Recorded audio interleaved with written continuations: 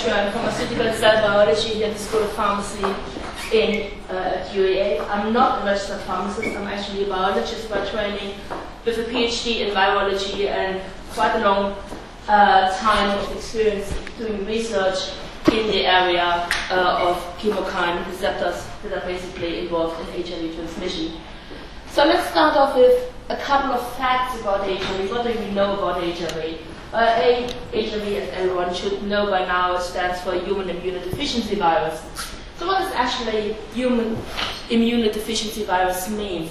It actually, when you become infected, it attacks your immune system and you become immunodeficient, so your immune system doesn't work anymore. So this virus infects cells of the immune system and it actually destroys them or it impairs their function. So as soon as you become infected with it, your immune system isn't working anymore. You have a progressive deterioration of the immune system until you finally end up with AIDS. And AIDS stands for Acquired Immunodeficiency Syndrome. Sometimes I've seen it in exams over the last couple of years that people were writing down autoimmunodeficiency syndrome. That's wrong. It's acquired because it's actually something you become infected with, you acquire this immunodeficiency. And AIDS, what it actually means is you've having been infected with HIV for quite a long time and your immune system has deteriorated for quite a long time, and now you're actually at a point where your immune system can't cope with it anymore. You are actually becoming ill with a lot of different diseases, and at that point, you actually classify it as AIDS. So AIDS is the end point, more or less, of an HIV infection.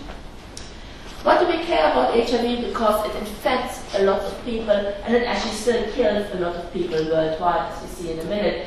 The problem is, lots of people actually don't know that they're HIV positive, because you can become infected without having any symptoms whatsoever.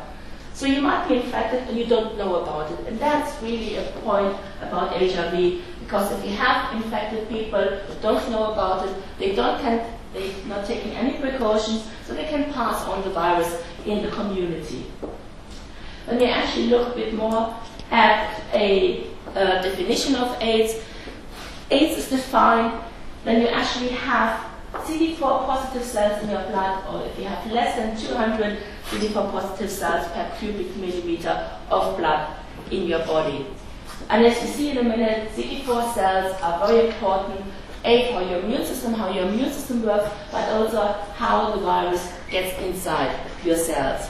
So just looking at the numbers of how many people are actually infected with AIDS or with HIV. So if you just look at North America, Western and Central Europe, you can see here in 2008 we had 2.3 million people living with HIV. That's a huge number of people. And the numbers have actually been increasing from 2001, where we only had 1.9 million people. So even if some people don't think about HIV that much anymore, they think, oh well, yes, we had this in the 80s, maybe even in the 90s, but since then we developed drugs. It's not a problem anymore. Still, people are becoming infected with it, and people are living with it. So even in 2008, with all the publicity about HIV we had for years now, we still got 75,000 people newly infected. And we even got children infected with HIV. And also people are still dying of AIDS, of HIV infection in 2008. So even though we think now that HIV is a manageable disease, we can actually give drugs, we can treat it even if we can't cure it, there's still quite a lot of people dying each year of HIV.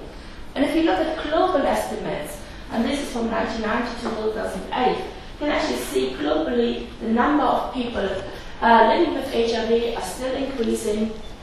Number of adults are still increasing that live with HIV.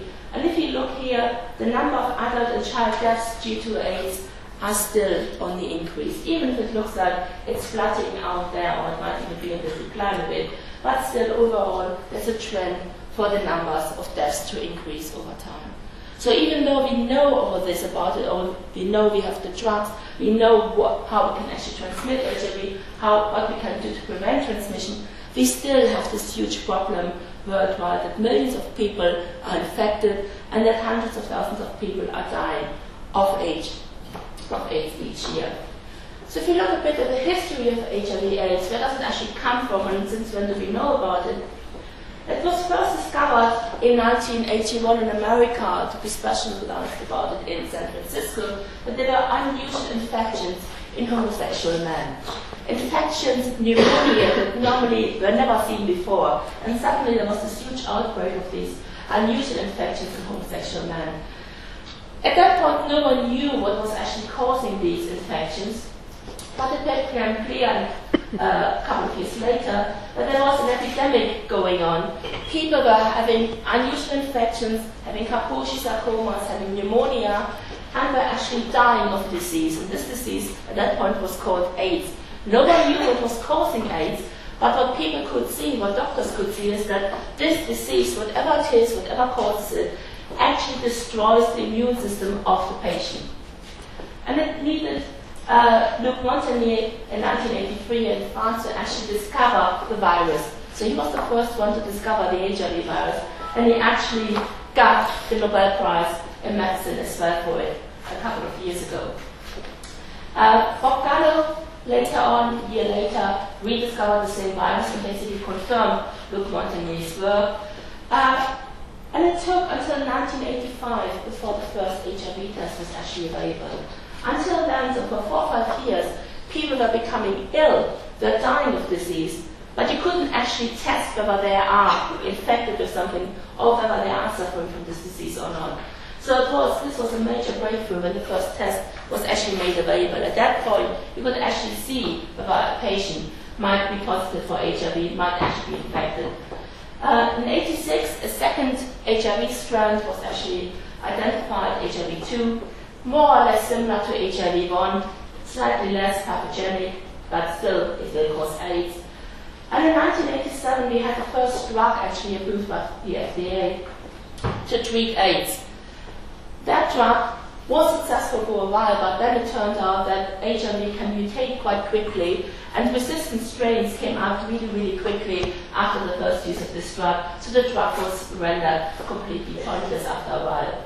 And it took until the mid-90s before HAART was developed. And HAART stands for Highly Active Antiretroviral Therapy, and that's still our golden standard we're using nowadays.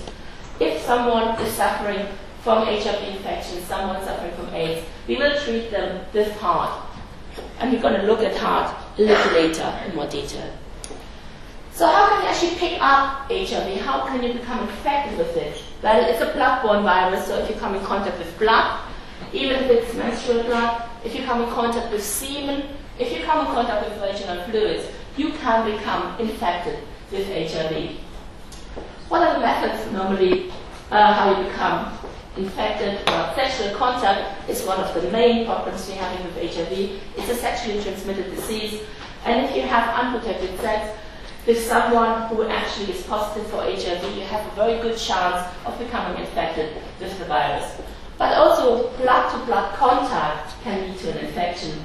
If you use injection drug use is one way how you can become infected with it. If you actually use a needle that was used by someone who was HIV positive.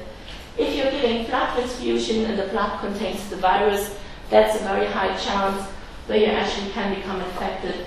Or occupational exposure. So every health worker who comes into contact with blood samples has a potential chance of actually picking up the virus.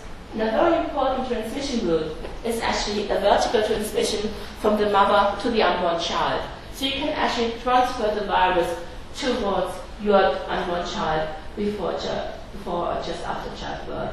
So vertical transmission is a major problem, especially in developing countries in Africa, where not enough drugs are around, or not suitable drugs are given to the mother to actually prevent this transmission. So lots of babies are born that actually carry the HIV virus.